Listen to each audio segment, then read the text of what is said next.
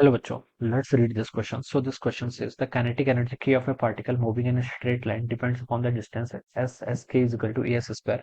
The force acting on the particle. Particle पर कितना force लग रहा है ये आपको बताना है. We have given the four options.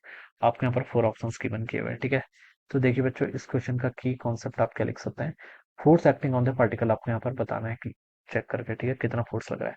ठीक है, kinetic energy of particle moving in straight line depends. ठीक है, काइनेटिक एनर्जी का क्या रिलेशन दे रखा है, ए एस स्क्वायर के इक्वल है. This is our kinetic energy. ठीक है, काइनेटिक एनर्जी को आप कैसे लिखते हैं, ये होता है आपका हाफ एम वी स्क्वायर के equal. Kinetic energy is the energy because of the motion of the particle, और किसके इक्वल आपका ए एस स्क्वायर के इक्वल. ठीक है, डिपेंड्स अपॉन डिस्टेंस के इज इक्वल टू एस का. ठीक है, the force acting on the particle. Particle पर कितना फोर्स लग रहा है ये आपको बताना है. ठीक है बच्चों, देखिए फोर्स आपको बताना है. कैसे बताएंगे, फोर्स किसके इक्वल होता है. फोर्स होता है आपका मास टाइम्स एक्सेलरेशन के इक्वल, और एक्सेलरेशन क्या होता है, DV by D.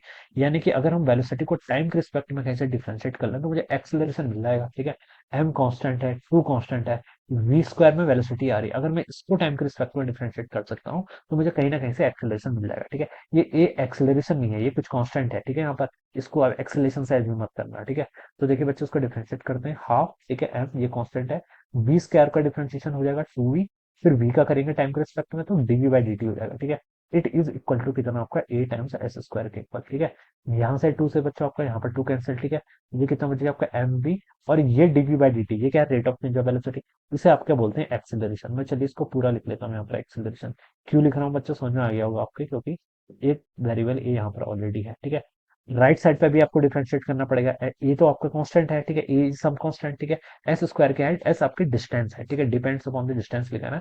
S square को डिफरेंशिएशन करेंगे तो टू एस, और फिर अगेन टाइम के रिस्पेक्ट में करेंगे तो D S by D T, जिसको आप क्या लिखेंगे, वेलोसिटी.